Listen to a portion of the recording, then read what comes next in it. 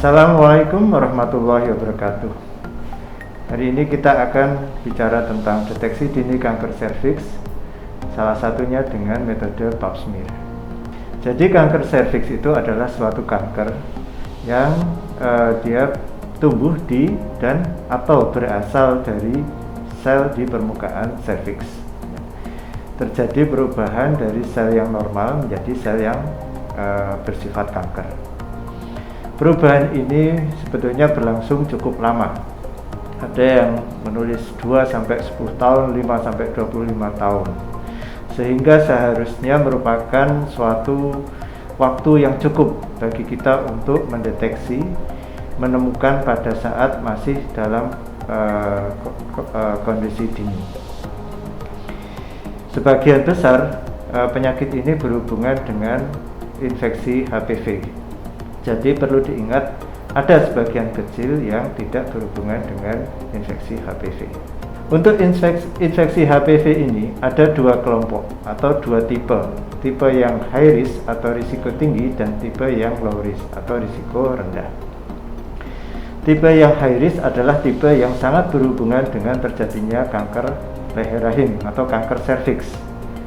Nah, yang sudah kita temukan diantaranya adalah tipe 16, 18, 31, 45, 52, dan ada yang lain juga. Sedangkan tipe yang rendah itu yang risiko rendah untuk terjadinya kanker serviks.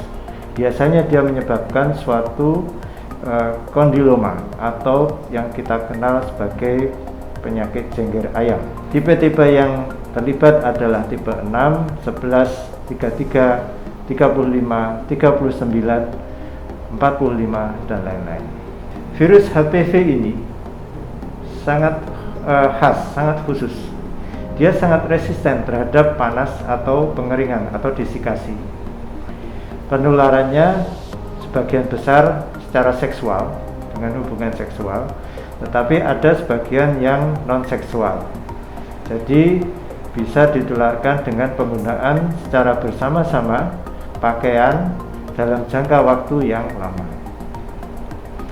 Kebanyakan infeksi HPV ini sebetulnya dia akan hilang dalam waktu 8 bulan karena kita mempunyai sistem imun, dan kemudian dia akan hilang. Tetapi ada sebagian kecil yang menetap atau yang kita sebut dengan persisten. Kira-kira dalam 2 tahun itu kita masih bisa menemukan sekitar 10% dari kasus itu ada. Untuk gejala kanker serviks sendiri pada stadium awal biasanya tidak terdapat gejala. Biasanya yang paling awal adalah perdarahan kontak atau kontak bleeding, yaitu perdarahan pada saat berhubungan suami istri. Pada stadium lanjut sudah mulai terjadi keputihan, kemudian nyeri, perdarahan lebih banyak. Kemudian pada pasien biasanya mulai terjadi kakeksia. Untuk perjalanan alamiah kanker serviks itu kita tahu bahwa kanker serviks itu prosesnya lama ya, jadi tidak terjadi secara sekonyong-konyong. Jadi sel serviks yang normal dia akan terinfeksi virus HPV. Virus HPV ini dia bisa menyebabkan suatu kondisi yang dinamakan lesi prakanker serviks. Tidak semua dari sel yang normal terkena infeksi HPV ini akan menjadi lesi prakanker, karena kita mempunyai sekali lagi sistem imun ya, bisa melakukan eliminasi. Hanya sekitar 30%, ada yang menulis 40% akan berkembang menjadi lesi prakanker. Sedangkan lesi prakanker itu pun ada beberapa tahap, 1, 2, dan 3 sebelum dia akan menjadi kanker serviks. Dari 30% yang berkembang menjadi lesi prakanker derajat 1, itu hanya sebagian kecil juga yang akan berkembang menjadi lesi prakanker derajat 2. Hanya 30% juga. 70-60% atau 60% dia akan mengalami regresi atau eliminasi. Dari jin 2 pun seperti itu ke jin 3, sebagian kecil meningkat menjadi jin 3, sebagian besar dia akan hilang. Sebaliknya, setelah menjadi jin 3, sebagian besar dia akan berubah menjadi suatu kanker invasif. Hanya sebagian kecil yang dia akan mengalami regresi, sehingga terapi atau manajemennya itu akan sangat berbeda antara jin 1, jin 2 dengan jin 3. Jin 3 pasti akan lebih agresif. Untuk faktor risiko dari kanker serviks ini itu adalah mulai melakukan hubungan seksual dari umur yang masih sangat muda, kemudian mempunyai mitra seksual yang banyak, atau mempunyai mitra seksual yang banyak, kemudian mempunyai banyak anak, mempunyai riwayat keluarga kena tumor atau kanker serviks atau kanker yang lain, kemudian pernah mendapat penyakit yang terkait dengan hubungan seksual seperti trichomonas, kemudian gonore dan lain-lain. Merokok, seperti kita ketahui, itu merupakan hal yang sangat berkaitan dengan berbagai kanker. Kemudian juga diet atau nutrisi yang kurang, misalkan kekurangan beta karotin, kemudian vitamin C dan lain-lain. Untuk deteksi kanker serviks itu kita kenal yang paling umum adalah pap smear. Ada juga yang lain dengan IVA, dengan kolposkopi, dengan servikografi dan tes HPV DNA yang mulai banyak. Tetapi yang paling umum, paling sering kita lakukan masih pap smear.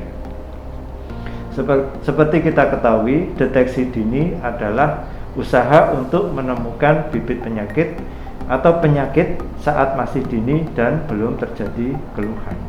Tentunya pada saat kita melakukan deteksi dini, kita harus benar-benar yakin bahwa secara klinis yang kita periksa itu bukan suatu keganasan. Jadi kalau itu suatu kanker secara klinis, kanker serviks, pasti kita sudah mengenali, tidak perlu dilakukan deteksi dini.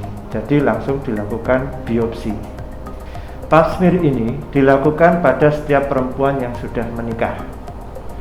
Paling lambat dimulai 3 tahun setelah menikah. Kemudian diulang setiap tahun. Setelah 2 kali berturut-turut didapatkan hasil yang bagus, maka diulang setiap 2 tahun sampai umur sekitar 60 tahun, atau ada yang menulis 65 tahun sesuai WHO. Pap smear ini tidak bisa dilakukan saat menstruasi karena darah yang ikut terambil akan mengganggu pemeriksaan di laboratorium patologi anatomi. Kemudian jarak dilakukan pap smear dengan hubungan suami istri sebelumnya itu minimal 3 hari. Apabila ditemukan hasil yang abnormal, maka harus segera dirujuk ke dokter spesialis obstetri dan ginekologi. Prosedur yang dilakukan sama seperti pemeriksaan lainnya. Jadi harus diawali dengan informed consent, harus dijelaskan pasien tujuan, bagaimana caranya, dan nanti kira-kira hasilnya seperti apa, dan nanti apa yang akan dilakukan setelah hasilnya ada. Kemudian pasien diposisikan seperti pada pemeriksaan ginekologi seperti biasa, dengan cara dan urutan yang sama. Kemudian kita lakukan inspeksi organ genitalia eksternal maupun internal dengan kita pasang spekulum seperti biasanya. Kemudian baru kita ambil pap smear, bisa dengan spatula air, bisa dengan cytobrush. Kemudian sampel yang kita ambil kita oleskan pada kaca objek. Kita fiksasi dengan alkohol pada gelas objek, atau ada juga yang dengan cytobrush kita taruh cytobrasnya ke dalam tabungnya, kemudian kita kirim langsung ke laboratorium pemeriksanya atau laboratorium patologi anatomi. Ada klasifikasi hasil pap smear, yaitu kalau pap smear dulu ada kelasnya, pembacaannya, mungkin sampai sekarang juga kebanyakan laboratorium patologi anatomi masih menggunakannya, kelas 1, 2, 3, 4, dan 5. Kelas 1 itu biasanya adalah menunjukkan kondisi yang normal, kemudian kelas 2 itu ada peradangan tapi tidak khas, kelas 3 mulai menunjukkan adanya suatu displasia, kemudian kelas 4 juga displasia tetapi displasia yang berat, kelas 5 adalah menunjukkan suatu adanya keganasan. Kemudian ada lagi yang dengan metode Bethesda.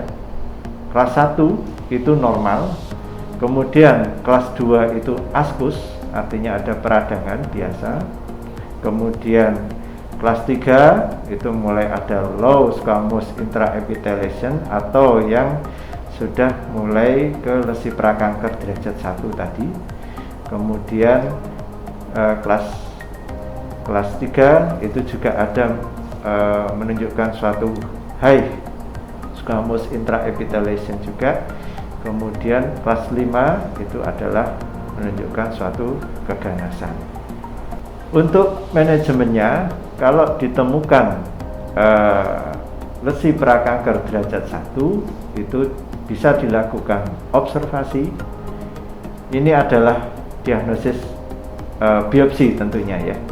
Jadi kalau jin 1 itu bisa dilakukan observasi, atau apabila kita tidak yakin pasiennya akan patuh nanti pada 6 bulan kemudian dilakukan pap smear ulang, kita bisa lakukan langsung manajemen dengan destruksi lokal. Destruksi bisa dengan krioterapi atau dengan kauterisasi. Kemudian untuk jin 2 atau lesi prakanker derajat 2 itu bisa kita lakukan destruksi lokal atau di eksisi dengan lip atau lens. Kemudian untuk jin 3, karena tadi sifatnya yang berbeda dengan jin 1 dan jin 2, kita harus lebih agresif, minimal dengan kalau umurnya sudah tua, kemudian anaknya sudah cukup, bisa dilakukan histerektomi atau pengangkatan rahim, atau dilakukan tracheektomi atau pengangkatan serviks. Demikian itu adalah serba-serbi tentang pap smear. Terima kasih. Wassalamualaikum warahmatullahi wabarakatuh.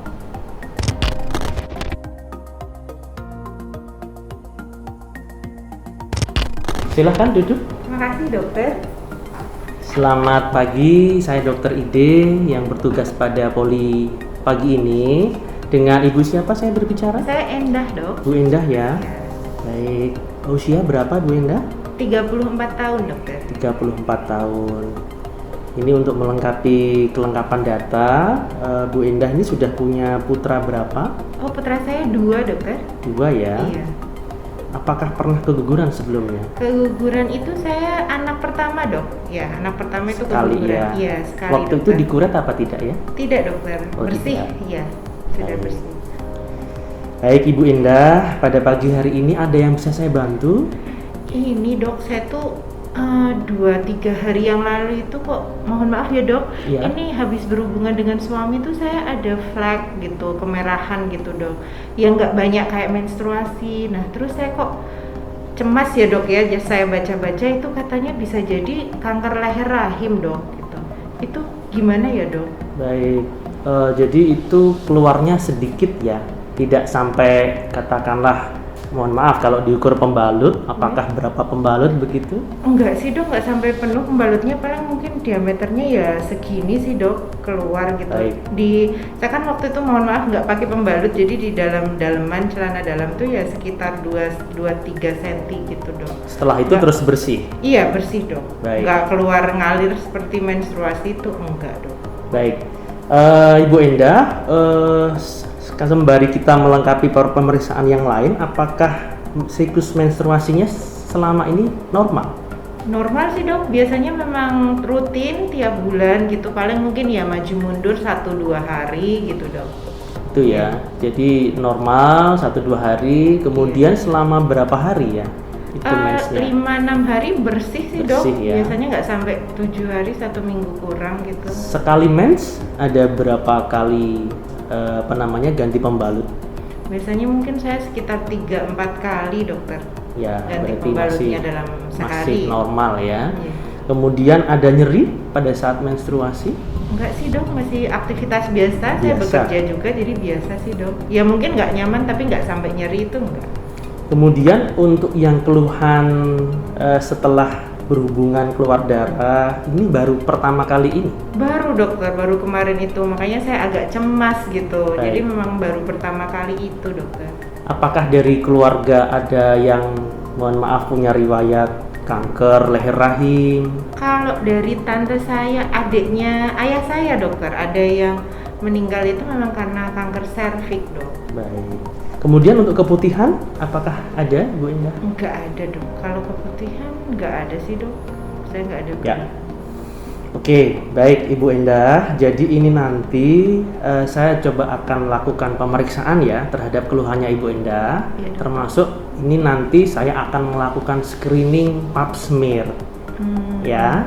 Jadi itu kan keluarnya sekitar 2 hari yang lalu ya. Iya dok. Baik. Kalau menstruasi hari pertama menstruasi terakhirnya kapan Ibu Terakhir Endah? mungkin 10 harian yang lalu kali dok.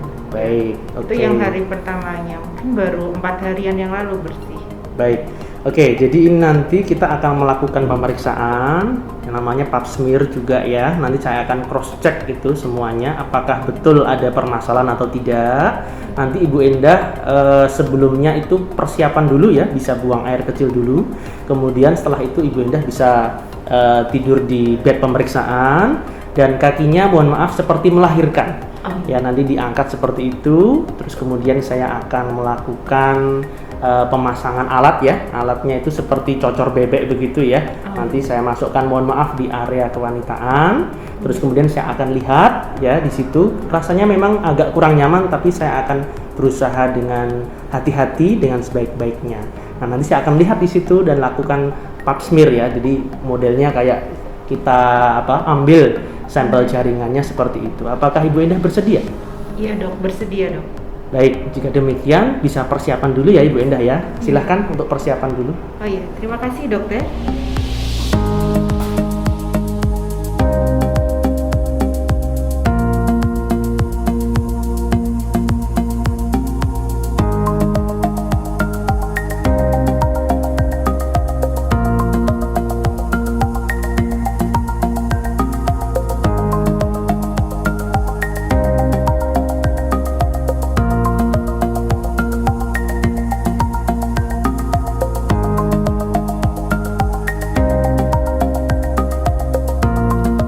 Gunakan alat pelindung diri dengan benar sebelum melakukan pemeriksaan.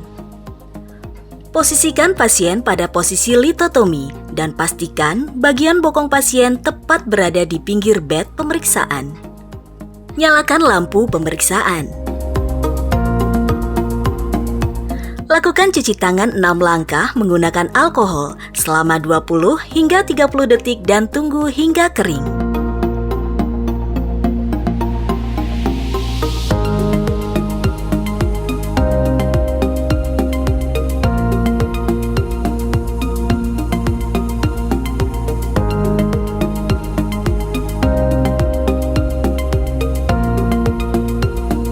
Gunakan sarung tangan steril dengan cara open method.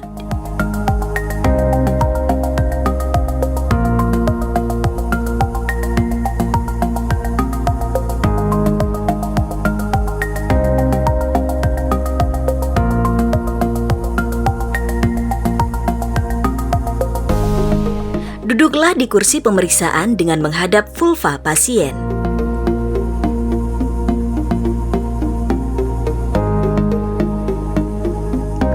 Bersihkan bagian vulva menggunakan klem bengkok dengan kapas yang dibasahi dengan NaCl 0,9%.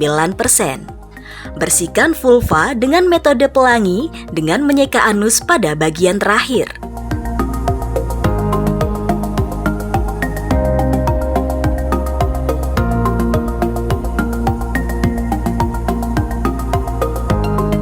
Ulangi prosedur ini sebanyak 3 kali.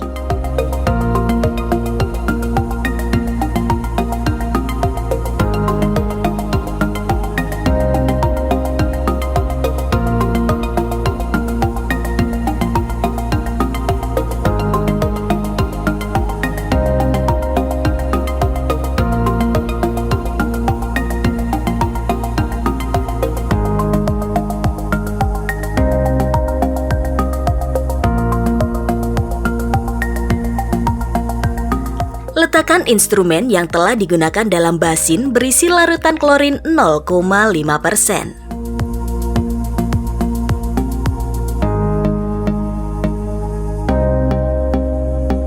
Ambil linen steril, letakkan di bawah bokong pasien dengan terlebih dahulu meminta pasien untuk sedikit mengangkat bokongnya.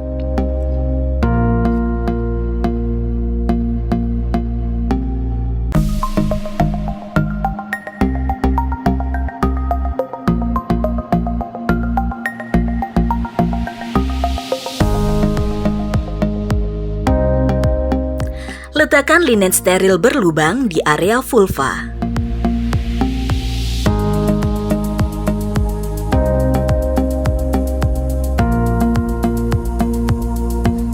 Masukkan spekulum dengan tangan kanan. Dengan sebelumnya membuka labia menggunakan tangan kiri. Masukkan spekulum secara perlahan. Putar 90 derajat searah jarum jam. Sembari membuka dan mengatur spekulum hingga terlihat bagian serviks uteri. Kencangkan ulir searah jarum jam untuk mengunci spekulum.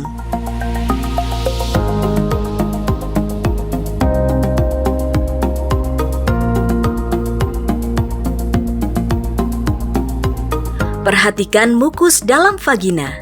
Apabila terdapat mukus vagina yang berlebih, bersihkan dengan lidi kapas yang dibasahi NaCl 0,9%.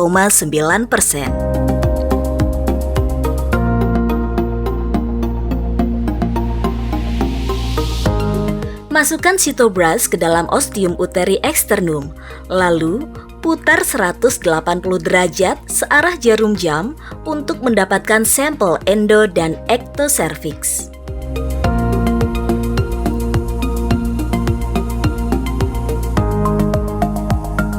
Usapkan sitobras pada kaca objek yang telah diberikan label identitas pasien.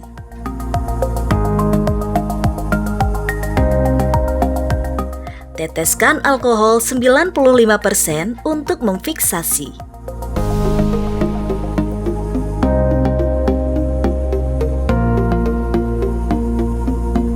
Selain sitobras, pengambilan sampel pap smear dapat dilakukan dengan menggunakan spatula Aire.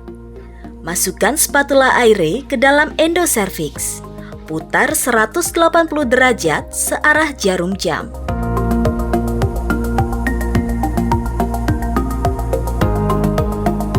Usapkan spatula Aire pada kaca objek yang telah diberikan label identitas pasien. Teteskan alkohol 95% untuk memfiksasi.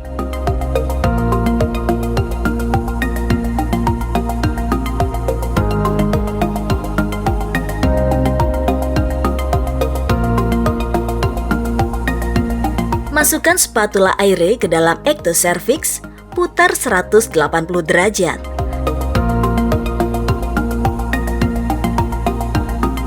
Usapkan spatula Aire pada kaca objek yang telah diberikan label identitas pasien.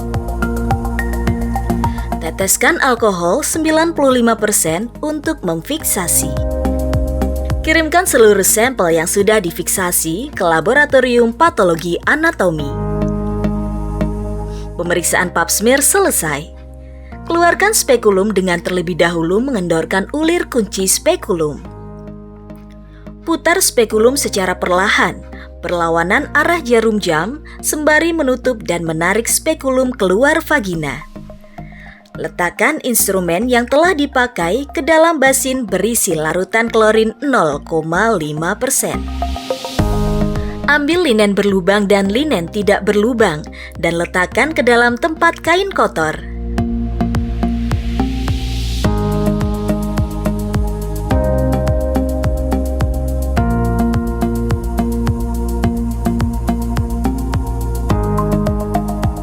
Rendam dan cuci sarung tangan dalam larutan klorin 0,5%.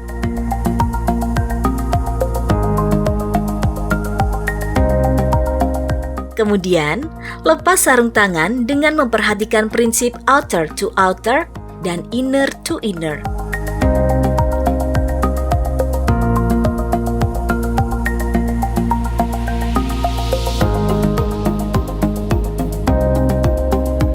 Matikan lampu pemeriksaan.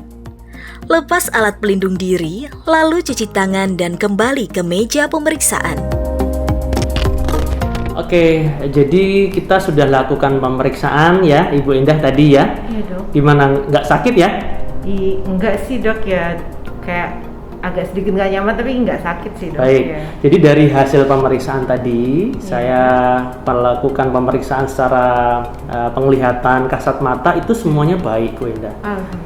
Jadi tidak ada masalah, cuman kan memang kita harus menunggu hasil pap smear ya. Oh iya dok. Pap smear ini nanti akan saya kirim ke laboratorium patologi anatomi, nanti hasilnya sekitar 1-2 minggu. Oh iya dok. Ya, jadi nanti Ibu Indah bisa datang lagi ke sini kalau misalnya sudah jadi. Ya, ya saya harap sih semoga baik-baik saja, nggak ada Amin, yang amin. Iya, dok.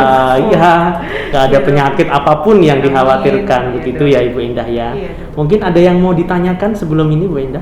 Oh ya, berarti nanti saya kontrol lagi ke sini 1-2 minggu Oke, ini ya dok ya. baik. Nanti 1-2 minggu, ya paling gampangnya ya sekitar 2 minggu lah saja begitu ya. Nanti langsung ke sini ya, nanti akan saya beritahukan hasil pap smear-nya. Baik dok, berarti nanti kalau butuh penanganan apa setelah ada hasilnya ya, Ya, dok ya? setelah ada hasilnya. Oke, ya. Demikian? Ya dok, jelas dok. Jelas ya. Iya. Baik, kalau begitu kita saya nggak ada resep sekarang ini. Iya. Nanti kita bisa ketemu lagi 2 minggu lagi. Ya terima kasih banyak dokter. J, sama-sama. Semoga semuanya baik-baik aja. Amin, terima kasih dok. Sama-sama, J.